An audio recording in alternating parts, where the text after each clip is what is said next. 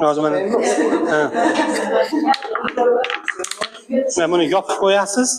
Hozir yopib qo'yasiz, bu yerda gaz yig'ilib turibdi mana. Bu yerda ancha ko'p gaz yig'ildi. Shuning uchun hozir qochamiz. Yoqmasa? Yoqaymi? Ha. Gugurt bormi?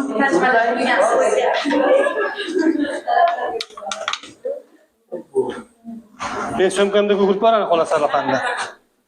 Rahmat aka. Rahmat aka. Yo'q.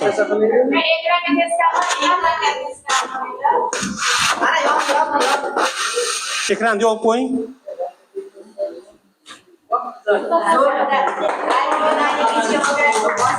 Tomoshabinlarni yopib qo'yasiz.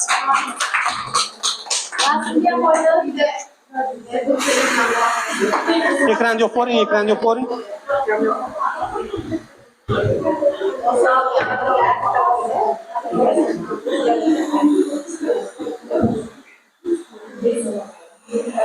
Endi buni lekin o'quvchilarga qilib ko'rsatmaysizlar. Nimaga? Shu o'rganib oladi-da, ular keyin mana biz ignada qilyapmiz-ku.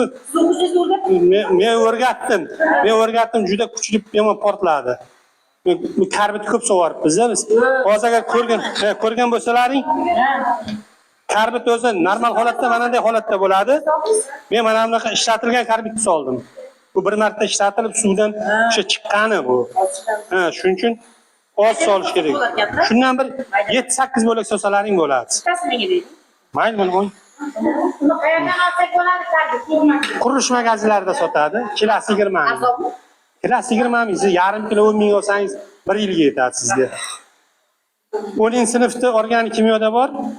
Kimyo fani o'tayotgan o'qituvchilar yaxshi biladi.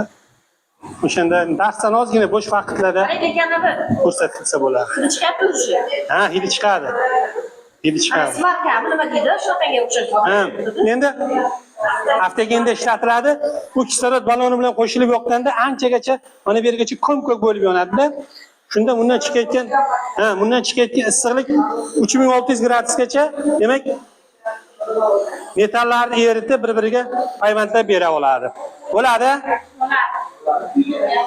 Mana bu yerda shuni ochib yuboramiz, gazni mana bo'ldi. Qayerdan ochdingiz? Mana bu yerda. Mana. Sistemada turibdi. Tashqariga chiqsin.